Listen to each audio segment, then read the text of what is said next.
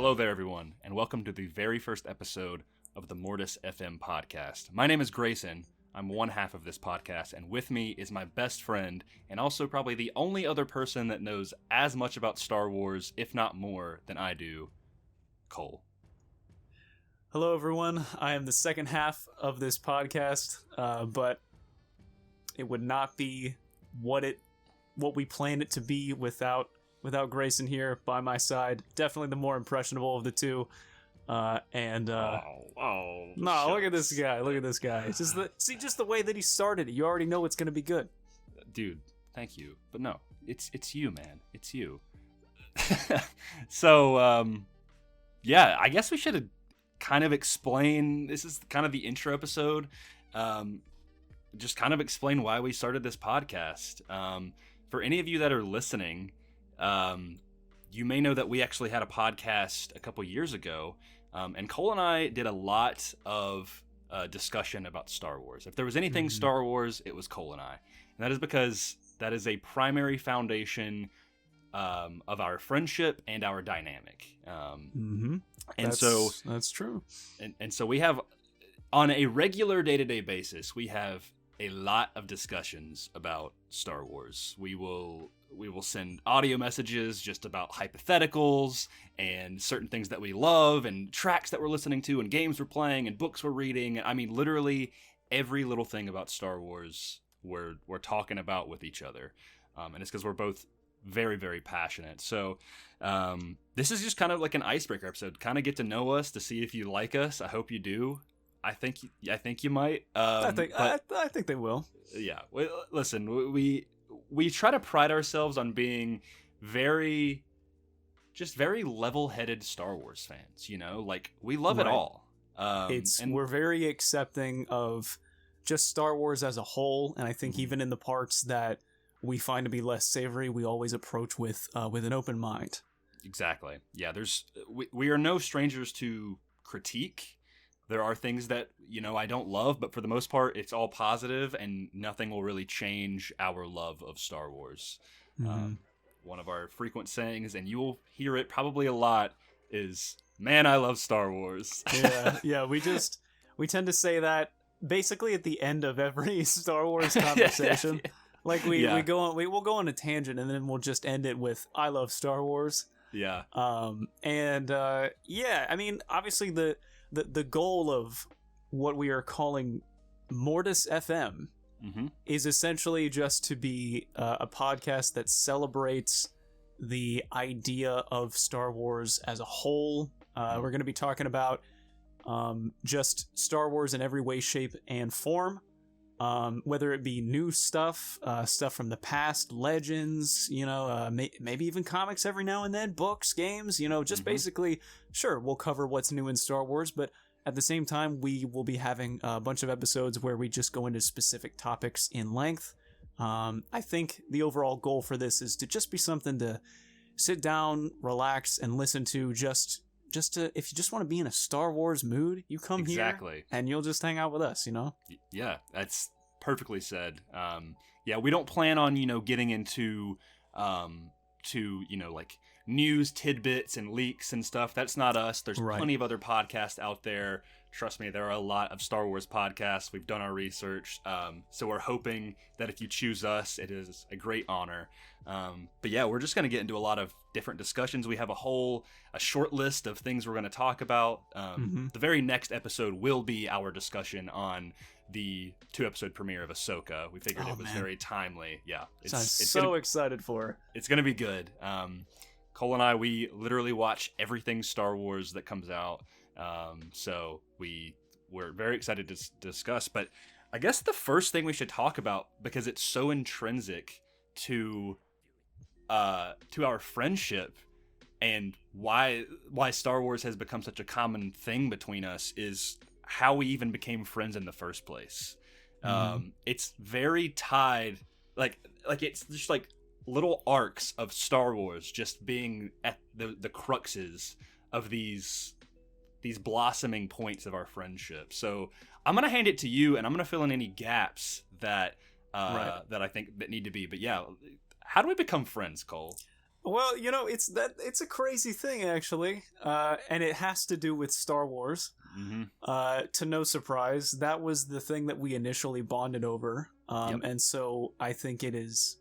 I think it only makes sense that is what we decided to make a podcast on. Initially, we met through a mutual friend. Yep. I was, lucky enough to be just invited in an Xbox Live party, no less. Because I was helping the mutual friend out with some Destiny stuff. It was the trial. It was Trials of Osiris, I believe. Yeah. If anybody knows anything about OG Destiny, it is that Trials of Osiris absolutely sucks. And so our mutual friend, he called on his fellowship to assist in Trials of Osiris. It's like a 3v3 team elimination thing. It is brutal. Right. And by chance, you were one of the lucky ones that got it, I guess, accepted. Yeah. He was to expand more upon this, he happens to have a certain following on YouTube. And I was a pretty big fan of his, and I just happened to be available, and I was like, dude, hit me up. He invited me, and lo and behold, Rogue One was on. It was either on the horizon or it just happened. Yeah, I believe from what I remember, the first trailer for Rogue One was not even out yet. I believe it was still in the middle of filming, and like they were kind of releasing little details, but The Force Awakens had come out just prior. I want to say this, when we found out about all of this, man, I'm really trying to think of the timeline, but what really, someone I'm sure can do a research on this, on when this article dropped, but basically it was announced that that Forrest Whitaker was playing Saw Gerrera, and that was going to be the very first character from the Clone Wars taken into live action. And Which was very big news. Yes, yeah, it was. And so I remember, this is like super weird, I remember being in the Xbox party, and I don't even think we were playing Destiny at the time. We were about to or whatever. I remember I was playing Battlefield. I don't know why. I was just in a party talking to you guys, and I looked at my phone and I was like, oh, Forrest Whitaker is playing a character from the Clone Wars, and you were like, oh, you like Star Wars? And I was like, yes, I do. And so we got into a whole discussion about how that was the very first character that was being translated from animation into live action. And that was just kind of what the very first thing that made it be like, hey, this guy's cool. Like, yeah. So obviously, like, we were both pretty avid gamers at the time. We don't get to play games nearly as much as we used to. No. But we bonded just over talking about Rogue One and the anticipation of it. Because just, I don't know, for me, seeing someone talk about Saw Gerrera, I was like, okay, yeah, like, nobody ever really talks about Saw Gerrera, like, for, pretty surface level stuff. And so that just immediately piqued my interest. I was like, oh man, this guy Star Wars is, Yeah. Yeah.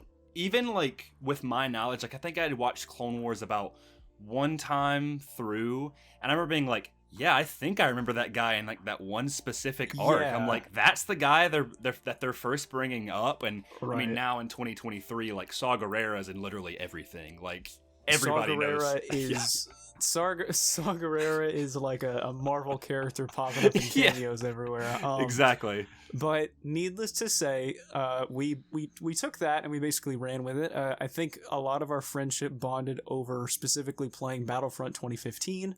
Yeah, that was really where it all transpired. Yeah, that was a big deal for us. And then we staged a meetup for Star Wars Celebration 2017. Yep. And that was where we met, and I was like, my God, this guy's tall. Yeah. And as soon as that happened, I visited him a handful of times every year. And we just kept in constant contact. Now here we are. Yeah. It's kind of crazy. Like we look back on, that being almost, 7 years ago, 8 years ago now. From the Xbox party, and then Battlefront 2015 came out. I guess that came out Yeah, so I don't even know if that game was out yet, or maybe it was out. I think it was. I think it was because that was how we initially bonded. It was like we talked about Rogue One, and then I think we were like, no, yo, you were playing 2015. Yeah. Like Battlefront 2015 with another, like now mutual friend of ours, and then I was like, "Do you mind if I join? I love Battlefront." Yeah, and I mean, we just played from there. And Battlefront 2 2017 was also very pivotal for us. But yeah, for 2015, like we would get in private matches, and like we created like all these Star Wars inside jokes. Like it was just. It just clicked, and then Battlefront 2 came out, and we saw Last Jedi together. That is a story for another day. Love to tell it to you. But we played. Cole and I basically became like just an inseparable duo when it came to Star Wars. Yeah. And of course, there's a lot of other things that you and I share. But it all stems from the root of Star Wars. Yep, that was really what kicked it off, and so here we are now. Like we actually ended up getting to have an opportunity with Disney in Walt Disney World. We were in the college program, and so you and I, I'm talking even like the third person, like you're not here, but yeah, you and I, we got to live together, and we got to watch the Book of Boba Fett and Kenobi as it was happening. Yeah, and that was like like we have thoughts on those shows, but I will forever cherish those memories of like coming home from a long day of work at Magic Kingdom. And just watching the new episode of Book of Boba Fett, or staying up until 3 a.m. to watch Kenobi, or just grabbing a pizza and watching Empire Strikes Back. Yeah, man, like we would do that with a lot of different stuff, but Star Wars was always kind of a regular experience. So that's basically how it all went down, and now. Anything Star Wars, like it's you and me, buddy. Mortis FM. Mortis FM. So yeah. Go ahead. I guess what I will say, just to kind of like give a general question that people might be thinking, why Mortis FM? You perfectly said, we are one right there. Yeah, because I was thinking the same thing. Yeah, break it down. So. We were throwing out a bunch of ideas for what we wanted the name for the podcast to be just yesterday, in fact. I have a whole list right here of all of the names we were going through. Right, it's very fresh, and we really wanted to go with the memes. We wanted it to be funny, but wouldn't you believe it? Everybody and their mom loves podcasting. Yes. And nothing at this point feels original. Everything feels derivative, and all of the funny jokes that we came up with, someone had already done it. Even if the podcast tanked, it was still already done before. And so then I was like, what if we did something relative to Mortis? Because as far as I know, there's not a single podcast out there that has anything to do with Mortis or the Mortis gods. There's a Guardians of the Whills type podcast, but nothing about Mortis. And Mortis is such a really pivotal place in Star Wars that is often overlooked. Oh yeah. It's brought up once in the Clone Wars in an arc, and then we revisit it in Rebels, and that's really about it. Like, you can see like little hints of it here and there. But namely, it takes backstage when it is otherwise a very pivotal place in Star Wars history. It is very enigmatic. It's very like spiritual. It directly ties to the balance of the Force. Right. And then later, like you said, in Rebels, we see murals, and then the World Between Worlds. And so I think we kind of started thinking about the World Between Worlds and kind of how that is a place that connects everything that's ever happened in Star Wars. These crucial moments in time with the Force together. And that was kind of what led us down to the path of Mortis. It's Mortis like FM. Right, it's like an epicenter of the universe, and Mortis is just very reminiscent of the mysticism of Star Wars, like the parts that really don't that the parts of it that like to understand it is a lot more difficult than like really base level Star Wars stuff. And so I think that really just derived from looking at Star Wars from a mystic, all-encompassing point of view, but then adding on the FM to make it seem very like almost anachronistic with Mortis, you know, because like think about it like a radio station at Mortis, that doesn't make any sense, but you know the idea of it is funny. Yeah, and so exactly. the idea for the podcast is to like we're going to be like broaching serious topics about Star Wars and talking about it in depth, but it's also going to be layered with a little bit of comedy, you know, like it's all lighthearted and in good fun. And so I think that is probably the best way that I can describe the meaning of the name. Yeah, you nailed it on the head. I love that. It's simultaneously serious and fast and loose, and I think that's why it works. So we slept on it, and that's what stuck. And here you are. And we made a bomb logo to boot. I mean, look at that thing. You guys see that? Hey, pause the podcast right now and take a look at it. Just breathe it in. I'll be here when you get back. Just take a look at it and send. Hey, if we have any means of people messaging us, just send us a message and say that logo slaps. Yeah, I love it. Please do. In fact, I was going to tell you. I should have mentioned this before we recorded. I'm probably going to make a social handle for this, just to help kind of engagement and things. So yeah, we worked diligently and in sync, not the band, to work on that. So that kind of tackles the first question and then the kind of sub question underneath it. So the next thing is, it's also kind of a big deal. What made us individually fall in love with Star Wars? Oh man, I'm gonna let you do this one first. Oh, okay, yeah. Hey, this one's all you. I need some time to sit with that question. Yeah, I'm passing all the heavy stuff to you. Yeah, so I guess the first thing to preface is that, you know, Star Wars is a very big family-centric thing for me. Not all of my family members love Star Wars, but most of my close family have at least a decent knowledge of Star Wars. They've at least seen a couple of the movies. But really, it's my dad that he was the one that really got me into Star Wars. I kind of say that Star Wars is almost in my blood, because, you know, my dad was, I think he was 3 or 4 when A New Hope came out. He's seen every single Star Wars movie in theaters. He's loved it since he was a kid. He had like the original toy lightsabers.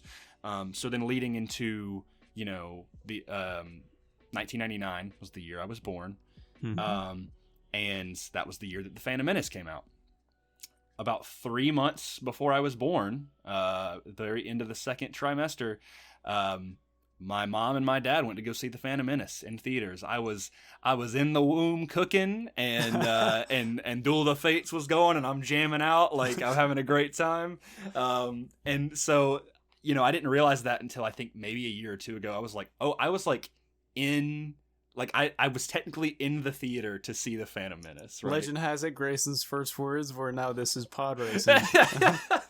I have no evidence to corroborate that, but, you know. I don't know what my first words were. I'm going to assume that's what it was. There you go.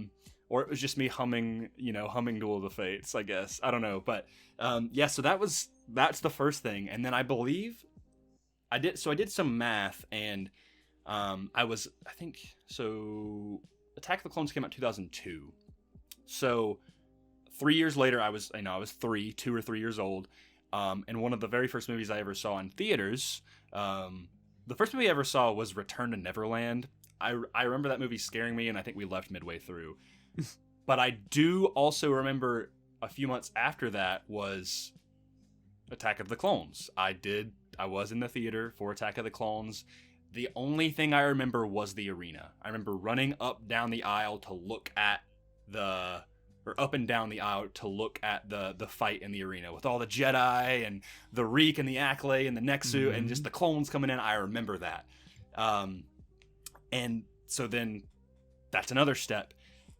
And probably the first movie that I actually remember from from cover to cover, quote, cover to cover, was Revenge of the Sith. I was about 5 or 6 years old. My birthday party was Revenge of the Sith. I mean, that movie was like, that was just a crazy time to be a kid and love Star Wars, you know? Oh, like, yeah. Revenge of the Sith was it, man. Those days were just peak Star Wars. It was just like, I mean, I look back on the merchandising and the books and the artwork, and it was so dope. Like, I'm very fond and nostalgic of it. And so, all of that to say, like, my dad was the one that who took me to all of these, you know, showings of movies, and he is also a big Star Wars fan. There's no video component right now, but above me, I have a top shelf of Star Wars books, and a handful of those are his original Legends books. There's I think the Episode 1 novelization, the Truce at Bakura, the Courtship of Princess Leia, and then I have my own personal collection of Star Wars books. So, I mean, I really owe it all to my dad, and him and I, he keeps up with all the Star Wars stuff. Cole knows my dad. Love you, Michael. Yeah, he does. Like, I mean, my dad has joked that Cole is like another son to him.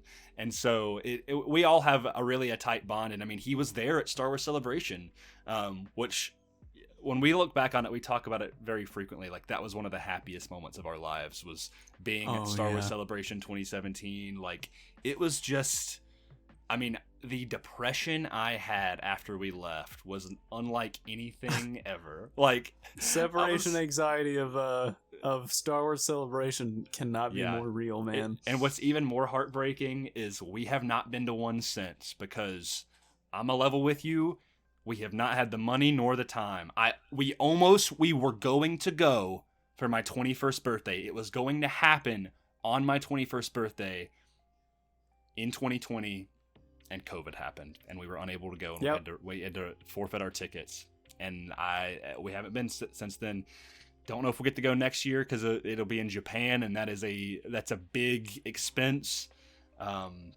We'll go back one day, though. We'll go back one day, and maybe it'll be at a time when this podcast is a lot more popular than it is right now. Yeah, we could stage a meet. Yeah, I would love that, man. Yeah, anybody out there that's lucky enough to go to Celebration, you are lucky that you get to go, and we wish we were with you. And actually, I am going to say, if you get the chance, if you're listening to this now, and there is a means of which you can comment on this episode, drop some of your favorite Celebration memories, or just your favorite Star Wars memories in general. Yeah. Like, why do you love Star Wars? How'd you get into it? Please tell us. I'd love to hear it.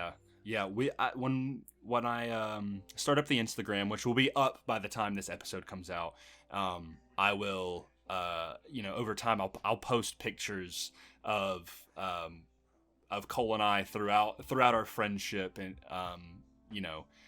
whether it's at Celebration or us choreographing lightsaber fights or stuff like that. I'll kind of give you a glimpse into it all, but. I completely agree. So that's kind of my answer of what got me into it. It was my dad. Now you. So for me, 100% honesty, I cannot imagine, I can't remember a time in my life where I did not know Star Wars. Yep. I really don't remember like the first time being introduced to it, because I just imagine it always being there.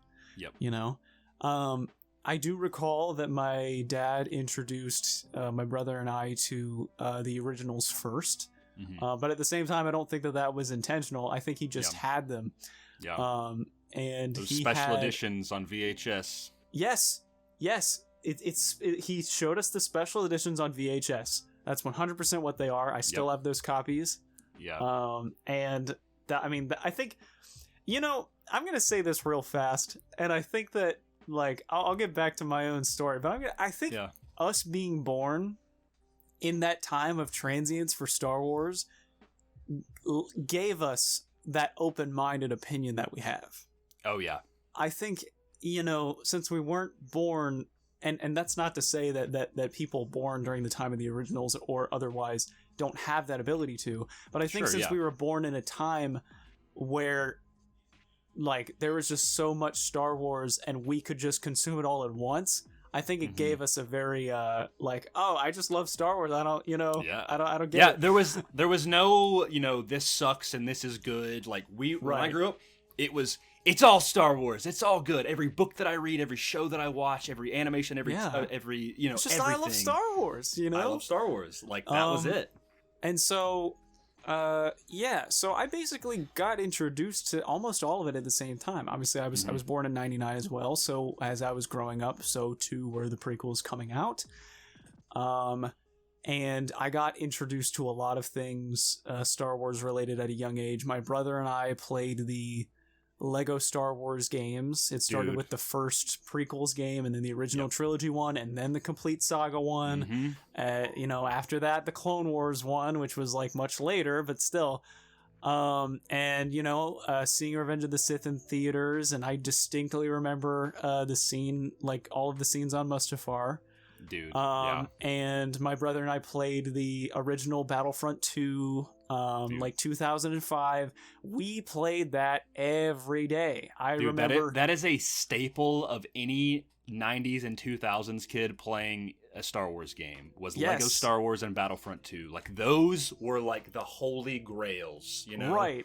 I would be so excited to come home every day and play most likely a Hero Assault. My brother would always beat me because he always played on the heroes and I always played as the villains, and the villains always lose. They always lose because Palpatine and Dooku, their AI sucks. They're not good. And also chiefly a thing that my brother and I collected a lot were the Star Wars Galactic Heroes. That is a very unique thing to you, and I love that. Yeah, they were if you recall, fantastic. If you don't, I'll brief you very quickly. They were these very tiny Star Wars minifigures. They all had the same pose, which, in retrospect, it looks ridiculous. But they're so cute. But we just loved them. Like, yeah, they're just cute little dudes, and collecting all of them. Like, I remember being so excited when I got this bounty hunter pack that came with all of the bounty hunters that were in Empire Strikes Back. And we had so many that we would do massive scale battles between them. Seth and I, my brother, would get in the hallway and we'd put up all the figures, and we'd also take other like vehicles that we got. My favorite Star Wars ship being the Arc 170. I got my really big ship, and I put those little dudes in it, and I'd fly it around, and I had my spider droid, and I would just walk that around, and just those memories of just everything Star Wars, like the figures, the games, the movies. Every Halloween, I would be dressing up as something differently from Star Wars. One of them was Obi-Wan, one of them was Luke. There was a time where I was a 501st Trooper, another one where I was Jango Fett. Like, I always did something Star Wars for Halloween. It just always ended up being the same way. And so, I can't really say what got me into Star Wars because I was always into it, you know? I came out of the womb with a 501st helmet, At least that's what it feels like. I think I have my mom and my dad to thank for just letting my brother and I get into that stuff. But, I think I also have my brother to thank of just enjoying that with me. Star Wars is very integral to our childhood. And man, I love Star Wars. I love Star Wars. Yeah, I mean, I know your brother, and I was just visiting Cole not even 2 weeks ago, and the very first day I was there, walk in his kitchen, and me, you, and your brother just started talking about Star Wars. Star Wars. It happens, and he'll ask us questions, and we'll spit out theories with our limitless knowledge of Star Wars. Not really, like we're always learning new stuff. But yeah, like you say it completely right, that it's like hard to think of my life and Star Wars not being a part of it. Like it just feels like it's always been there, and there was never a point where it wasn't. It was just destiny, man. Yeah, like I mean, that's something to say, is Destiny is a big part of the Star Wars universe, Destiny and Fate and everything. But yeah, Definitely. like I mean those toys, like I still have my Volcano playset from Revenge of the Sith. I have a giant Clone Wars LAAT. Yeah, like I've got, I mean, dude, my lightsabers, I've been a lightsaber fiend since a wee child, and I'm like General Grievous out here. Just give me more. I want them all. Fine additions to my collection. Yeah, I mean, I think the only time I can think of the dark times that I was not really into Star Wars was probably in middle school. And that was only for about a year or two. That was until I got a couple years before The Force Awakens came out. So I want to say from like 2010 to 2011. That was probably the only time that I wasn't like super into Star Wars, that I can't remember being in like a Star Wars phase. But that did not last long, you know. I think the main thing that took my interest was like Assassin's Creed at the time. Yeah, there's a thing that Grayson and I say that obviously, like at multiple times in your life you'll go through phases where you like different things.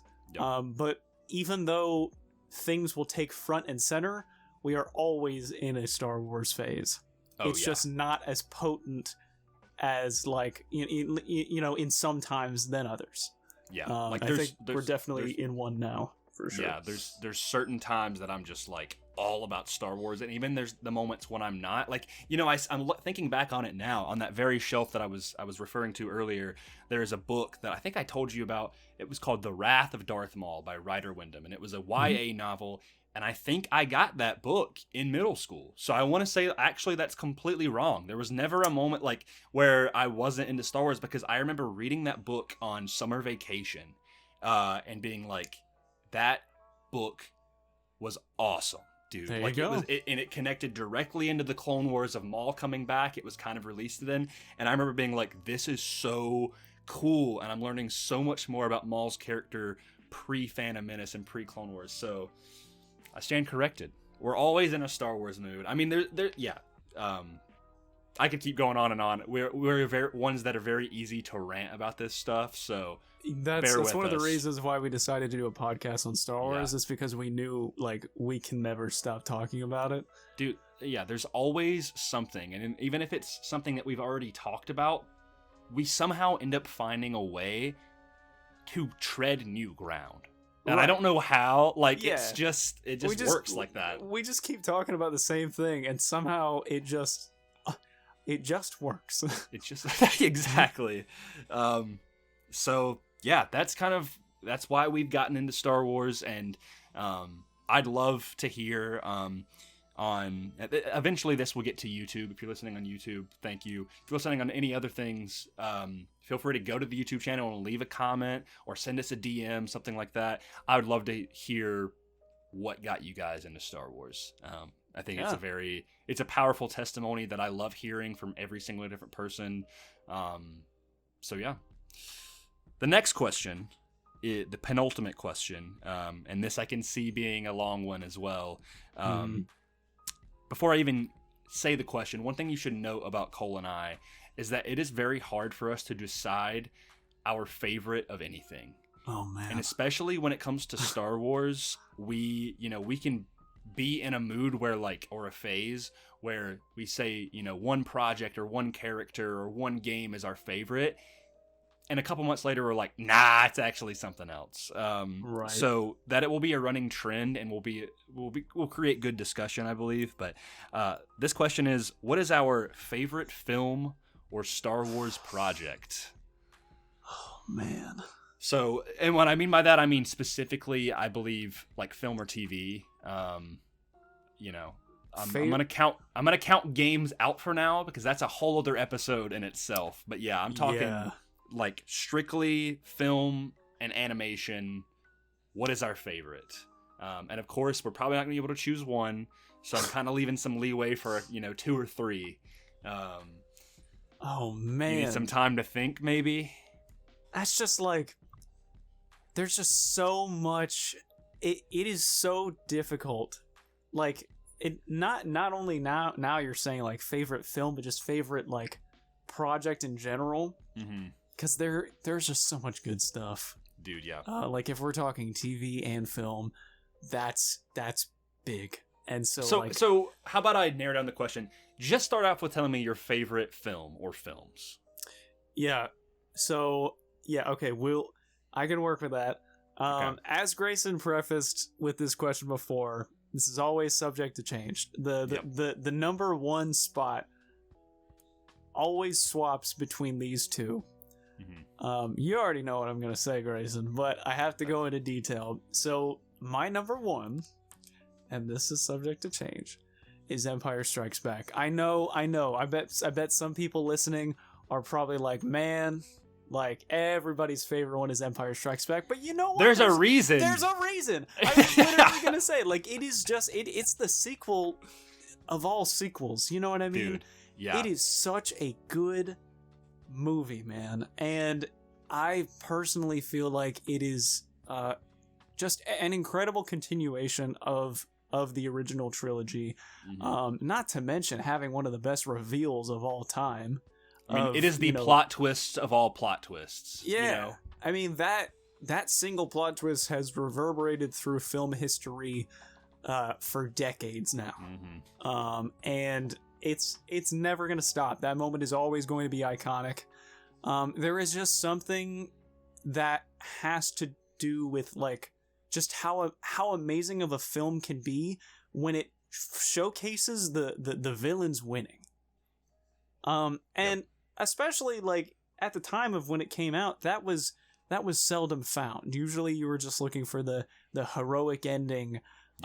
But I think people then started to realize, oh, this is the midway chapter where things really just go downhill. And I mean, they are the main cast in Empire. They are constantly taking L's throughout the entire movie. Yeah. It is not a hopeful ending. Han is gone. Luke has lost a hand and now knows that his dad is one of the most tyrannical people in the galaxy. Yep. And the rebellion is scattered. The rebellion is scattered. They are on the were they in the unknown regions at that time? Like at the ending? I don't know if it's unknown regions, but they're definitely out there in the middle of nowhere. Like yeah, they went out there. They either it be unknown regions or wild space. They were scattered at that moment. They are being hunted down by the Empire, and I just love it. It's just the way that it's done, and the introduction to Yoda and John Williams' fantastic score. There's so many lines that are just complete bangers coming out of that movie. Do or do not, there is no try. Like it's such an inspirational movie of just trying to find a light in the darkness and facing your fears and becoming, what you were truly meant to be. And that those themes become even more present in Return of the Jedi, the film afterwards. My second, and this changes every now and then because this will take the number one spot frequently, is Revenge of the Sith. Yeah, banger. And man, I just if you don't like Revenge of the Sith, we got to sit down and have a talk. I understand the critiques of the prequels, but that is a completely other episode that we can go into. What I want to tell you is that Revenge of the Sith is just the perfect ending to the prequel trilogy. It is a tragedy story. It leads everything up to the original trilogy. If they left it at that and had nothing in between from 3 to 4, it's still satisfactory to me. You know, it is just. I just love it. It's really hard to go into explicit detail about why I like it so much, but I think it's because it's probably because it was the big Star Wars movie that was coming out when I was a kid. Yeah, all of the merchandise and toys were coming out at that time. Dude, that key art of Vader's helmet with the lava was was everywhere, dude. Yeah. Yeah. obviously, like, John Williams' fantastic score again. The guy never misses. I mean, in our episode that we will inevitably do about scores, like Revenge of the Sith is dude, Revenge of the Sith's score is, it could be argued as the best Star Wars score. Right. Like, it is phenomenal. Hate on Revenge of the Sith all you want, but you can't hate the score. You just can't. Mm-hmm. It's not happening. Yeah. And sure, there's some qualms with the writing, but I really enjoyed the performances. Ewan McGregor is fantastic. I think Hayden Christensen, as a budding actor at that time, did a fantastic job playing as Anakin. Like, you can just see his turmoil and his anger, and just like you can even see the regret in that what he is doing is wrong, but he knows that, or at least he feels that he must continue on doing it. And Ian McDiarmid as Palpatine absolutely sweeps. I would say probably the best performance in the movie. It is you cannot deny that it is a climactic and explosive finale to the prequel trilogy. Yeah. And that's just why I love it so much. I think the introduction of, the Clone Wars and a lot of great characters. My personal favorite villain in Star Wars, General Grievous, that's the movie that he stars in. And that's a whole nother can of worms that I'll open up at some point. Because no one ever says that their favorite villain is General Grievous. But it's okay. Yeah, I think those are my answers. Yeah. So yeah, Empire and Revenge of the Sith, I believe, are very popular answers. And like you said about Empire, like, for good reason, I know there's a lot of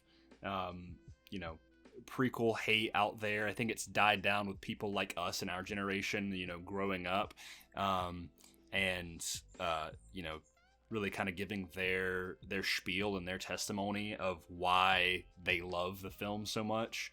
I just think those movies, while there may be issues with the dialogue and maybe a little bit of overusage of CG, which still, holds up today. Like, despite what you will say about maybe the overusage of CG in the prequels, Revenge of the Sith's CG, in my opinion, still holds up extremely well for being a movie that's almost 20 years old. But it's just, those movies they're so crucial to the Star Wars story. Every single one is, but like, those are just, they're so entertaining from beginning to end. There's great pacing, there's great world building, great characters, fantastic action, fantastic scores. Like, they're amazing. If I'm talking about my favorite movies as well, those two are at the top. For being different, I'll throw out another one, because you just want to say something else just so you it kind of shortens the discussion, so let's shed some love to another film. I'd be happy to drop one in there for what my comfort movie is. Oh, we know the comfort movie. I think we should talk, that should be an episode in and of itself. Stay tuned for that. We'll get there. Yeah. I'm gonna say, and this is my number 3, but Rogue One. Rogue One is just so well made. I know that film is not for everybody. I know it is a little bit. It's not the standard Star Wars template, if you will. Mm-hmm. But to me, it's still, one of my favorite films to watch in the Star Wars franchise. What a great ensemble cast. Beautiful score by Michael Giacchino. He's one of my favorite composers out there right now. And just a worthy successor, I would say, to John Williams, if you will. He really killed it. Just amazing action, and the way they really kind of fill that plot hole of A New Hope, by saying, like, it was rigged from the start, that Galen Erso had planted that fatal flaw in the Death Star from the very beginning. That is just it's a perfect way to cover it up. Yeah, it's amazing. And dude, like, Scarif, the heist and battle on Scarif is so cool. The CG is, like, insanely good in Rogue One, and the practical effects. I mean, like that is Lucasfilm in the modern age on the top of their game. Like, yeah, 100%.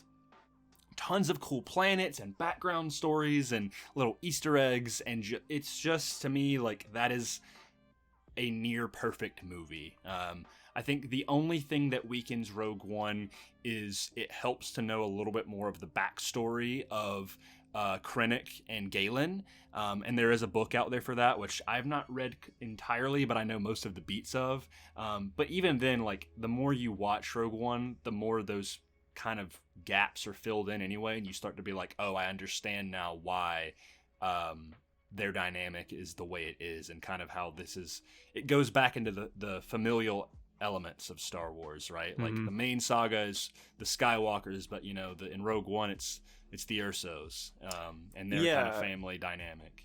It takes place in my favorite time period of Star Wars, which is the dark times. When the rebellion is more of a whisper, like an idea instead of an actual tangible thing. Although it is at the very cusp of it, where the rebellion is happening now.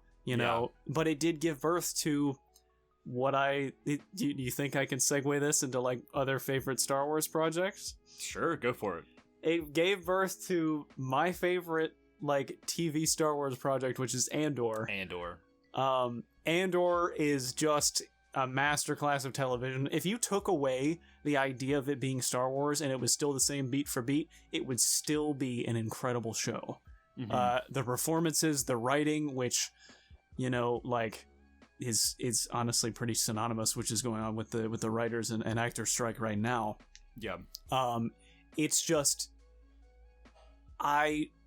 it just reminds me why I love Star Wars. I love seeing the Empire when it is just this intimidating force, one that absolutely crushes anything in its path, absolutely steamrolls it, which is why the rebellion was necessary in the first place.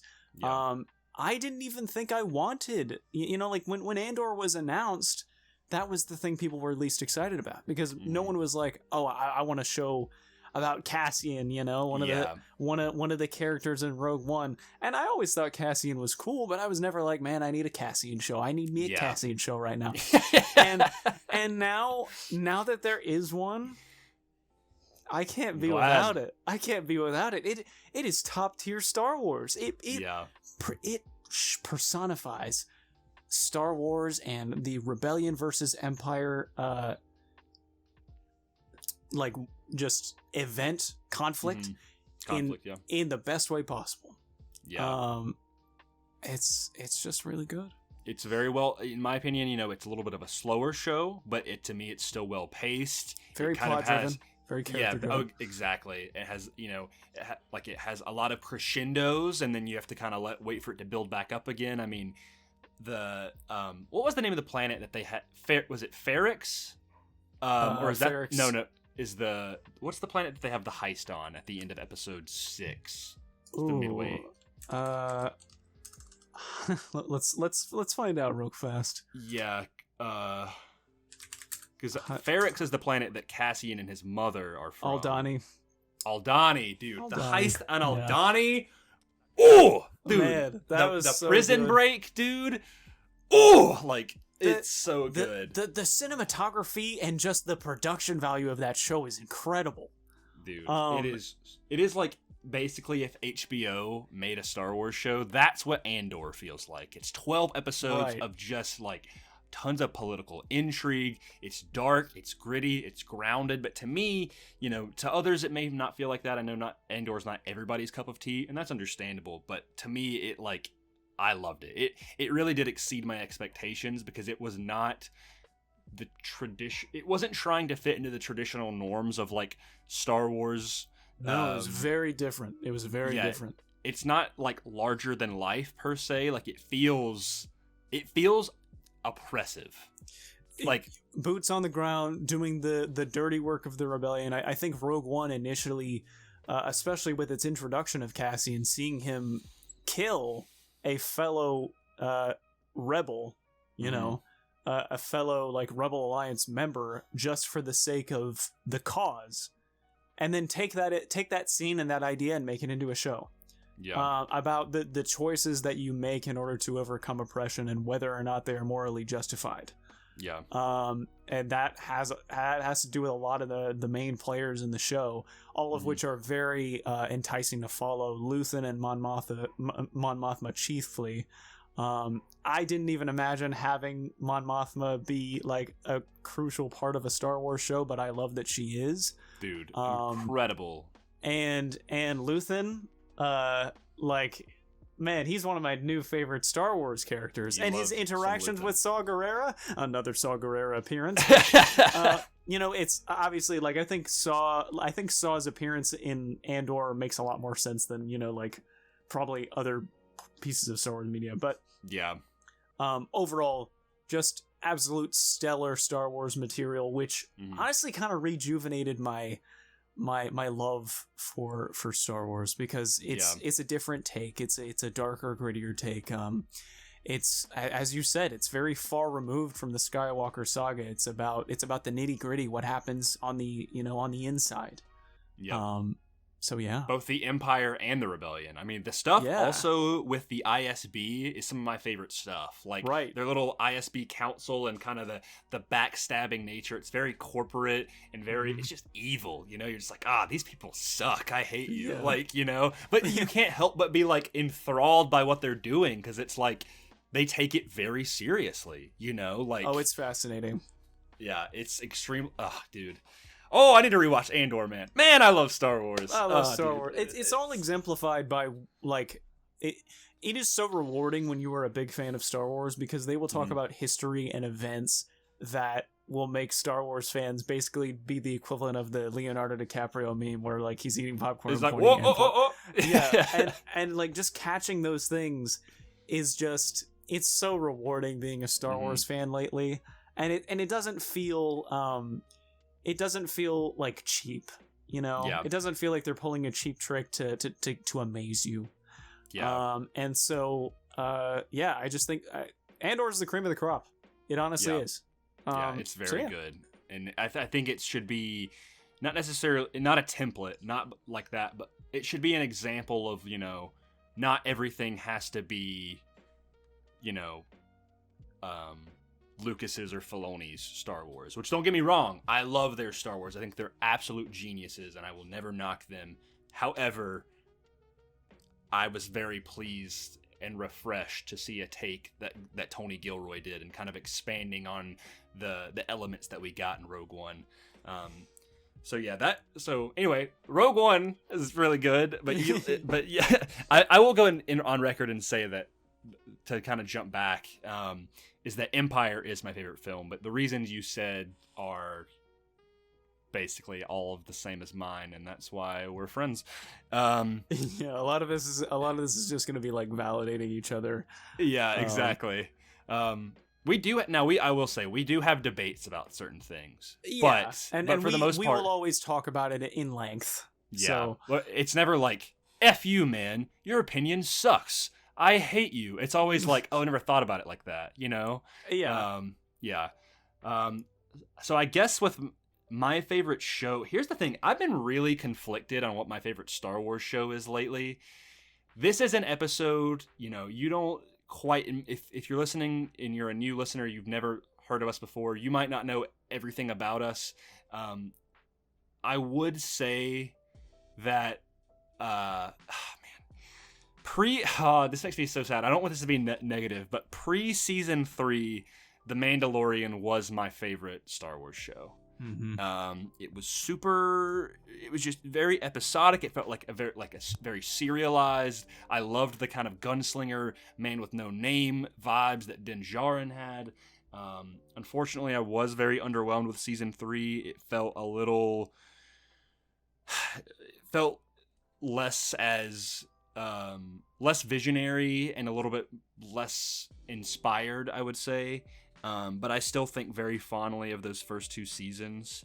But I think overall, I'm going to have to say, like, just consistency-wise, The Clone Wars is probably my favorite Star Wars show. Yeah, The Clone Wars is so incredible. It just, I think about, that I saw that movie in theaters as well, and I watched that TV show the first 2 seasons every night on Cartoon Network. unfortunately kind of got to a time where I stopped, keeping up with it. Eventually I did come back around and finish watching the whole show. And season 7, I mean, you know what I'll say to kind of wrap up this one question, up there in the top, it really honestly, like, at times could dethrone it. I can't dethrone because it's so intrinsic to the story of Revenge of the Sith, but the Siege of Mandalore is literally one of the greatest pieces of Star Wars. Like, I mean, I know it's a sub story within the Clone Wars, and it's only so good because of what Revenge of the Sith and Clone Wars do, and just but I mean, that is the one arc that I have watched over and over and over again. It is the Clone Wars animation in its absolute best. It is the voice acting and performances at its best. It's some of the best action, best set pieces, score. Kevin Kiner, dude, oh my god, you are incredible. I love you. Like, you transcended Star Wars music. Like, Siege of Mandalore. I'm gonna put that is the cherry on top of this discussion. It takes place so at the same good. time as as Revenge of the Sith, so you can kind of think of it as like Revenge of the Sith, like 1.5. Yeah, basically, like watch a cut that has both of them interlaced together. The way that it uses the beats of Revenge of the Sith in order to propel itself forward, they just embolden each other in the best way possible. Yeah. It's literally learning an entire other side of the story. I mean, I'm a sucker for Maul, and of course Ahsoka, just one of the best written characters in Star Wars right now. Yeah, just that whole dude. Yeah, that was just some crazy good just direction and writing for Star Wars. And when season 7 ended and the Siege of Mandalore ended, the hole that was left inside of my heart was just monumental. Like, I was like, I sat there, we both watched it as it came out at 3 a.m. in quarantine, and we just texted each other, and I was like, dude, I cannot, there was no words. I don't even remember what I said. I was just so speechless, and I was like, I'm going to bed, man. The final shot of Vader walking away from the clone helmet, dude, is just, I mean, there couldn't have been a better ending to the show, The Clone Wars. It's only fitting that it ended with Revenge of the Sith, and then you getting to see what happens afterwards. And not to mention the Siege of Mandalore covers, probably in my opinion, the 3 key characters that were I say introduced, but one of them was just improved upon in the Clone Wars, which is Ahsoka, Rex, and Darth Maul. Yep. All of them, kind of in that in that climax of the Clone Wars together. It's just the perfect way to send it off, but also in a very bitter and sorrowful tone, because you always knew what was going to happen, right? Yeah. You always knew it was going to lead up to Revenge of the Sith, but that didn't mean that doesn't mean that it doesn't hurt any. And less. To be honest, I didn't think about it. You were like, oh man, this is. When I'm watching the Clone Wars, I'm not thinking bro, all these clones are going to betray their Jedi and this is going to be really sad. But then when it happens and you see Order 66, just you watch it unfold with Ahsoka and it was just it was, I mean, literally a 10 out of 10 arc and ending to a show. There's a reason those episodes on IMDb are some of the highest rated episodes in television. Right. Yeah. I will say, I think that this would be perfect to end this discussion now, so we can save the rest of this for a Clone Wars retrospective episode. I agree. Just because it giving it 10-15 minutes of discussion time is not worthy enough. There's so much about the Clone Wars that needs covering, and so I would say stay tuned in the future for that when we do cover it. Yeah. So recap on that, our top 5 kind of coming together projects that we love is Empire Strikes Back, Revenge of the Sith, Rogue One, Andor, and Clone Wars, specifically Siege of Mandalore. Top tier Star Wars material. Yes. Okay, this is the last question. Getting to the end here to wrap up this kind of intro episode. You actually very quickly already answered kind of one half. So this question is a very simple. Who is your favorite character in Star Wars? And I'm kind of expanding it on. I'm gonna let us talk about 3, and I don't want us to talk too lengthy about them because I, like you said with Siege of Mandalore and Clone Wars, I think there's entire episodes in and of itself. Yeah. But you already answered the. I want kind of specifically like, what is your favorite hero? Who is your favorite villain? Mm-hmm. And not maybe someone who's in between, but someone who just an honorable mention for you. And I've got I think I've got 3 right off. I mean, I know who my favorite hero is. Who talks first? You talk first? Yeah.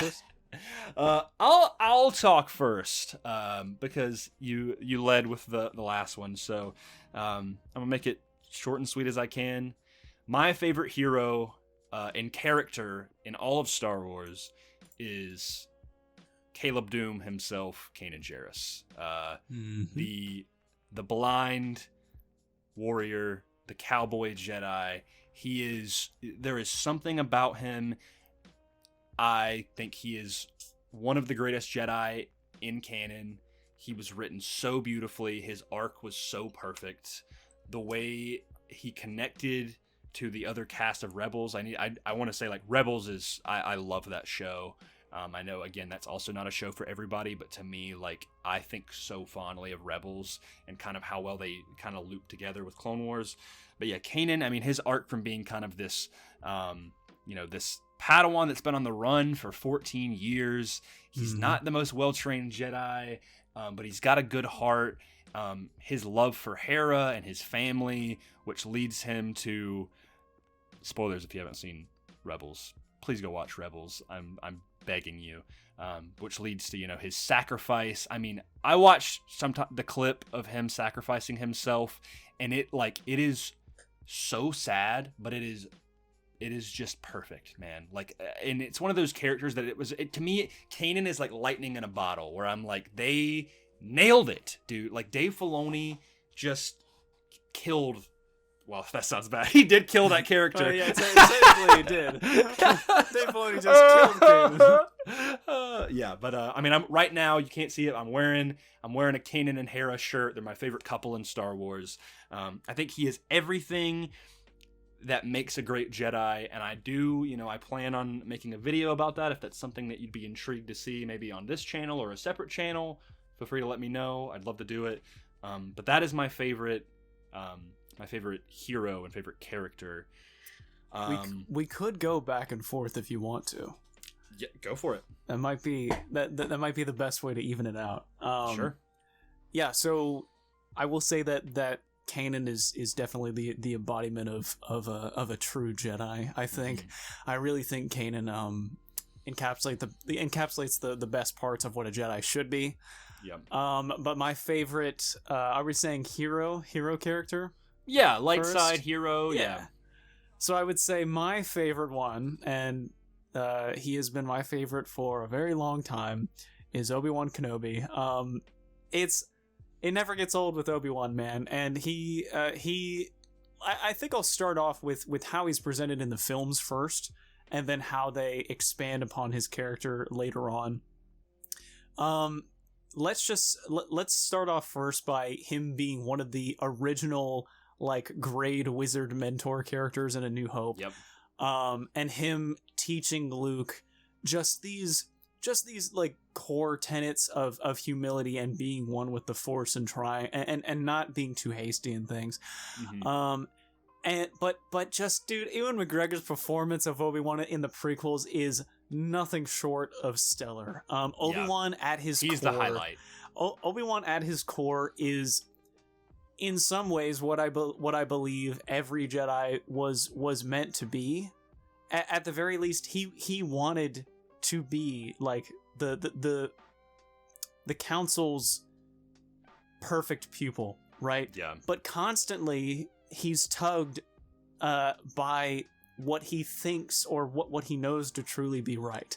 His love for Satine, like choosing to do what is morally right over what is, morally easy. And I just think that even though he has a lot of faults and a lot of people attribute Anakin's fall to Obi-Wan, I just think that Obi-Wan is one of the most solid characters in Star Wars because of how sturdy his resolve is. So much happens to that man, and he never gives up. There's a specific quote that is one of my favorite quotes in all of Star Wars, and I really hold it dear. And I'm drawing a blank on the specific word, but I'm sure you can fill in.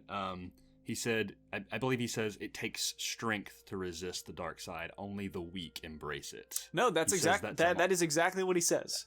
Okay, perfect. That is Obi-Wan to a T. Yeah, he is dissing Maul at that time. He's telling that to Maul. And then Maul says, "It's more powerful than you know." And Obi-Wan responds by saying, "And those who oppose it are more powerful than you'll ever be." Yeah. Which is just such a hard line, man. Oh, dude, Obi-Wan is cold, bro. I love Obi-Wan. And speaking of, another one of his core traits is that he's a cold dude. Like he has got let's face it, he's got some of the best one-liners in Star Wars, hands down. Yeah. If you're a Star Wars fan, you know, like, "Hello there" is probably like the most famous or infamous quote in all of Star Wars, whether you love it or hate it. It's a classic, man. Whether it be for the memes or for his character himself, everybody knows and loves Obi-Wan. I think there are multiple different ways someone can be a quote true Jedi, and I think Obi-Wan fits. I think Obi-Wan definitely fits that description. Completely agree. And I will say that even though there are some parts about the Kenobi show that I wasn't the biggest fan of, I think they did extremely good service to his character.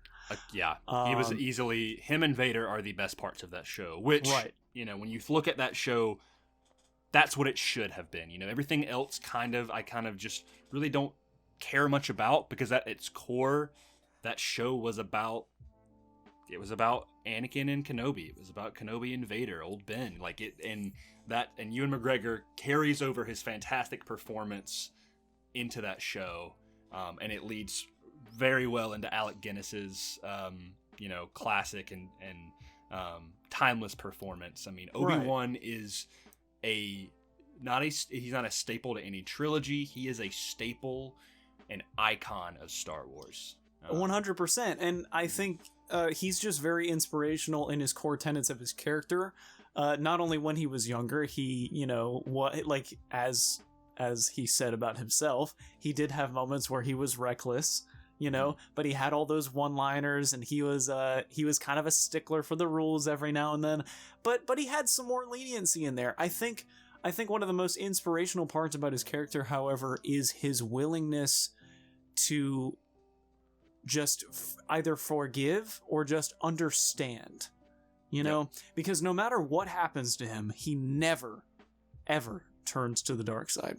Not even once. And then, if you'll see, once again, spoilers for Rebels, I'm going to give you a couple seconds. I'm just going to reiterate Grayson here and say that please watch Rebels. It's very good. I know there's a big demographic out there that people who have not seen Rebels, and I think those people know what happens, but in the case you don't, that's a courtesy. This is your time, but I will say Maul and Obi-Wan face off for the last time in Rebels, and Maul, this arbiter of so much pain that has been brought to Obi-Wan's life, killing his master, killing his lover, bringing him himself personal pain and turmoil. He strikes him down with one strike, knowing exactly the way that Maul was going to go, by the way, because of how Maul took out his own master. But he treats him with kindness in his final moments, and he even gives him a Jedi burial. Yep. And I just... That's why I love Obi-Wan Kenobi. That's Obi-Wan. He is my favorite Star Wars character, but I will say he is my favorite hero Star Wars character. So, yeah. That's my answer. Yeah. Obi-Wan is something that is very synchronous with Cole. So kind of going right off of that, and I've had to think about it a lot more. And this is subject to change. I think overall my favorite straight up villain is Darth Maul. Mm-hmm. I think, and it's hard to say because I have a lot of favorite villains in Star Wars because there's so many good ones. I know I'm a big fan of Count Dooku. I think he is a excellent character. Tales of the Jedi made him even better. Dude, those 3 episodes about his character were phenomenal. But yeah, I mean, Darth Maul, he is everything that Obi-Wan Kenobi isn't. He is vile. He is full of hatred. He is powerful, but he is angry. And to me, he is, I mentioned earlier that book that I read that was just so good, is like, he is such a tragic character. 100%. Darth Maul, he cannot catch a consistent W. Like, he really can't. He is, he was bred his entire life, the majority of his entire life, to be a Jedi killer. And he kills Qui-Gon, and which really changes the trajectory of the entire Star Wars plot. Oh yeah. But then he's quickly killed by Obi-Wan, and he comes back and he rises in power, and Palpatine just gives him the smackdown, bro. And then he tries to, he rises up with Crimson Dawn, and he loses it all, which we still don't know how that happens yet. Yeah. And then maybe it's addressed in the comics, I'm not entirely sure, but we know he does not retain Crimson Dawn.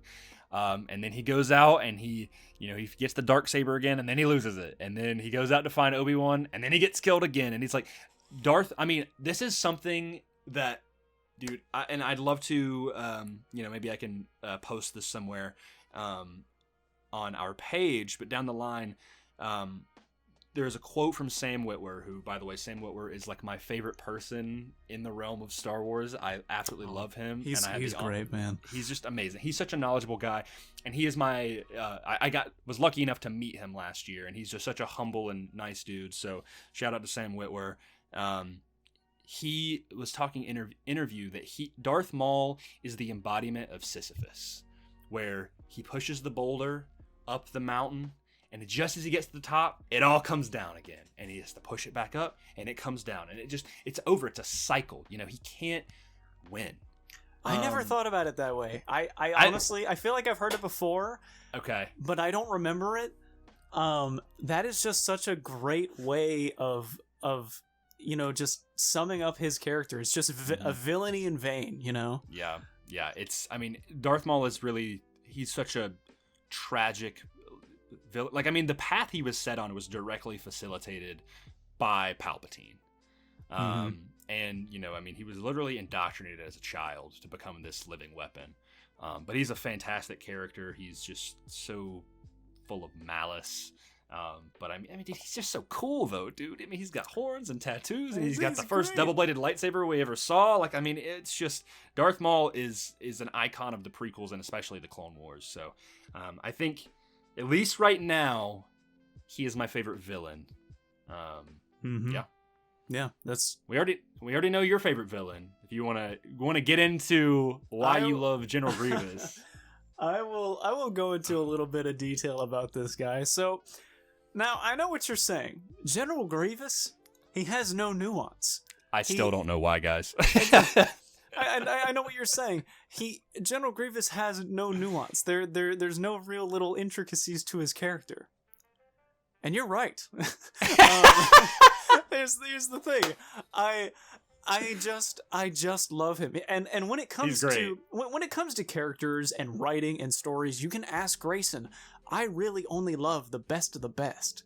Like I'm not trying to say that I'm picky, but I love very well written characters and stories. But for some reason, I'm just such a trooper for General Grievous, man. Yeah, man. I can't really state why all that much, but ever since I was a kid, I just thought that he was so cool. Cyborg wielding 4 lightsabers and spinning them around, and I mean, keep in mind, and either if you're watching this from the future and we've had a bunch more episodes, or you will just learn this as we go on, I love droids. I know Grievous is not a droid, but he is a cyborg. He's half droid. Yeah. And it's something about him that is just so enthralling to me, but I really love villainous characters for the sake of villainy. Just being terrible. he's the because you're mustache terrible. twirling villain, Yeah, you know. He's like, because you know. you love to hate him, and you also love to love him. You know what I mean? Because Yeah. he's so much fun to watch. And when he and especially in the Clone Wars Tarkovsky shorts, he is an absolute powerhouse. Dude, I think with General Grievous, Legends Grievous and Canon Grievous are basically night and day. right. When Grievous is done justice in the sense of just how powerful he actually is, because he is, you know, other than probably Vader, the most renowned Jedi killer in you know, the galaxy's history. Yeah. So he should be. But like when he's shown like that, it's just it is so great to watch, because you are finally shown something that the Jedi are basically helpless against. Yeah. Like a true force. And of course he was meant to be a kind of personification of one of the parts of Vader, you know, Vader, like yeah. you know, Maul was like an agent of evil, the slave, and Dooku was the Jedi turned Sith, and then Grievous was the cyborg, right? All of the core parts of Vader, right? And that's just why I love Grievous so much. I think like even when there are times that he is given nuance, it is only for the benefit of his character, like a Kalish warrior that simply wanted the help of the Jedi, like the aid of the Jedi to save his people. And the Jedi did not relent. And so in Legends, he was tricked by Dooku. Basically, like Dooku and Sidious set him up to basically give him the injuries that he had, and then say that it was the Jedi that did it, you know, and kind of manipulate his brain, where it was really only anger and rage that seethed from his apparatus. So kind of making him a slave. But then I think the canonical explanation, and this is basically all we know at this point, the canonical explanation of Grievous is that he just wanted to be able to go head to head, toe to toe with the Jedi, and so he sacrificed parts of his body so that he would become, you know, more battle proficient. And though I like the Legends explanation better, canon is still very cool, because there's a comic in the Age of Republic comics run, it was a couple years back, that had to do with General Grievous, where basically he visited a temple for specific reasons. I think it was hunting down Jedi. And it was meant, like, it was an old Jedi temple, and he was trying to get something in there, but you can only get it if you passed certain trials. But instead of doing it the way that the temple wanted, he did it in very unorthodox ways, like climbing on the walls or burning it down, or, you know, like doing other stuff. And then the temple basically speaks to him through the Force, and he says something along the lines of, you know, I've never had this connection. Why was it never given to me? And the temple says that this connection was always, you know, within you. The Force was always around you and penetrating your body, but you sacrificed parts of it to become what you are now. You are further from the Force than you have ever been. And in rage, in denial, he calls an orbital strike on the temple and watches it burn. Wow. And it's just it's another like tragic, you know, display of a character of someone wanting power in vain. Yep. And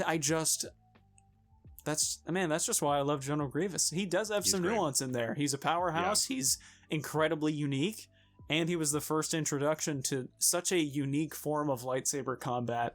That was just always very memorable to me as a kid. So, yeah. Yeah, he stands out a lot, but he sucks. Oh, okay. All right. Hey, thanks for listening to Mortis FM, everybody. Please stay tuned for the next session where Grayson is by himself. No. Please. Wait. No. No, I love the explanation. Like, I personally, like, I mean, Battlefront 2, Grievous was your guy on there, dude. Oh, like, yeah. Grievous, oh man, he's such a I mean, listen, you, with Obi-Wan and Grievous, like, you were like, I just would automatically just reserve those for you. I'm like, yeah, bro, you got that. And it's interesting, too, because my two favorite characters on both sides are basically antithetical to each other. Yeah. Dude, why does Obi-Wan Kenobi has so many rivals? Because I was about to say, we're about to be like, oh, they're antithetical. I was like, but isn't that Darth Maul? And I'm like, but isn't that Vader? But isn't that you know? Vader?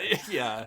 No, I think you're right. Like, you know, Grievous and Grievous and Obi-Wan kind of have that like slapstick beef where they're kind of like like, you know, they just got, whereas like Obi-Wan and Maul, like they're like the, like, you know, this grade school bullies, you know, where like, you know, Maul is just like trying to constantly like get back at Obi-Wan, and Obi-Wan's like, don't, like, he kind of dunks like they're on just, him. they're just constantly trying to one up each other, and then Obi-Wan with Grievous is like, yeah, the very slapstick back and forth, you know, villain of the week kind of thing. He loves to make Grievous just like annoyed, you know. Not to mention canonically, because of the Clone Wars, not the Clone Wars movie, I don't think, but one of the first arcs in the Clone Wars, Grievous canonically is the first person to say hello there. That's right. And so Obi-Wan takes it from him, and that makes it even better because they're just like, it's just that kind of dynamic they have between each other, and yet it's also a kind of mutual respect, you know. But then whereas Anakin and Obi-Wan is like a true vendetta. I mean, I think the same could be said for Maul. But basically, the moral of this, or the summarization of this, is that everybody's got something against Obi-Wan. Yeah, dude. Because he just keeps getting he can't keep getting away with it. Man. Yeah, you're completely right. Okay, quick fire off, no explanation. Who is your honorable mention? I'm going to go ahead and put mine out there. I'm not going to say anything because I know people have not played Jedi Survivor, so I'm not going to say anything about this character other than the name and that I like them a lot, and that is Bode Akuna. I'm a big fan of Bode Akuna. He's in my honorable mention. Great character. If you have access to a next-gen console or a high-end PC, please play Jedi Survivor. It was one of the best pieces of Star Wars content to come out this year. To you! I'm just going to say this. I love you, man. Because my answer is Cal Kestis. Hey!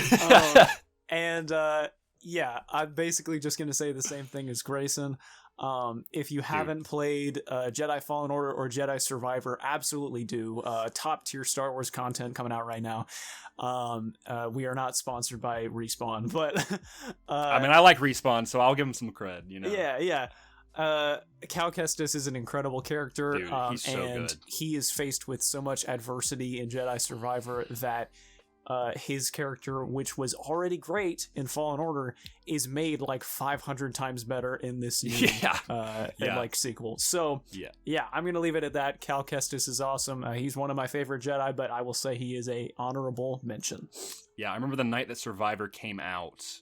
You were like, dude, Cal Kestis is a cold MFer. And and I remember being like, and then as time went on, you're like, yo, I think he's one of my favorite characters. And I was like, really? I was like, but like after finishing the story of Survivor, I was like, oh, dude, he is incredible. So Survivor has some fantastic characters and just amazing moments, and it's overall just a really good Star Wars game. Like, in our inevitable discussion of Star Wars video games, which has a long history and a lot that we love because we are gamers, as we said in the very beginning, I was very impressed with Jedi Survivor. I mean, I like Fallen Order, but Survivor was the Empire crazy. Strikes Back of the Fallen Order trilogy. Yeah, because I did say it was going to be a trilogy, so yeah, very excited for the next game. Yeah, I mean, we got a little. Let's see, Fallen Order was 4 years ago. We probably got another 4 or 5 years, but we got another like 25 years until the next thing. Dude, I mean, there's a lot of Star Wars games in the can right now that are cooking, but I don't know when they're coming out. I'm hungry. So, I'm hungry. Just let me know. Yeah, please. I love Star Wars video games, dude. I think that's it, man. I think that's all the questions I got. Is there anything that you want to address before we wrap this up and kind of end off this first episode into the future?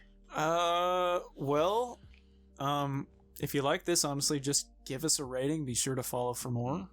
Please. And I think, before like Grayson gives off like the true, wrap up stuff, I will say, please let us know if you have an idea for a Star Wars episode you want us to do in the future. Is there anything that absolutely that you love that you want us to cover? Is there a question or an idea? I think it would be neat if we started answering fan questions. I would love that. Yeah, and that could be like like a wrap up topic for every episode is to answer one fan question, I think that would be great. Yeah, man. But yeah, just communicate with us, because over here in Mortis, like, there's not a lot going on. Yeah, dude. So like, send us some transmissions, send us a sign, tell Dexter that I hope he's doing all right. I hope his diner's doing okay. Haven't heard from him in a while. Man, love that guy. Love that guy. Can spot a Kaminoan dart, from 50 miles away. He goes, oh, look at that. So yeah, that's really all I've got for me. Yeah. Hey man, you saved me some time on my wrap up. Yeah, please do. I would the questions thing. I love that idea. So as we get more of a following, and even if you know us personally, I'd love to talk about that sort of stuff. So I don't have the social media up running yet. So I will just say the next episode to follow us on social media. If I can put it in the link of the description, I absolutely will. I'm probably going to mainly stay focused on Instagram with that sort of stuff. But thank you guys so much for listening. We're just two passionate young lads who talk about Star Wars, and it means a lot to us. So if you've listened through the whole episode, even if you know us, if you don't, and you've liked it, like Cole said, give us a rating if you can on whatever platform you're on. Give us feedback, messages, all the love. We will appreciate it. And keep an eye out for the next episode, which is right around the corner, as we start to tackle on a weekly basis the Ahsoka series. We've got the 2-episode premiere in just a few short days, and we are planning to get that out as soon as possible. So ASAP, baby. With that being said, may the Force be with you. Always.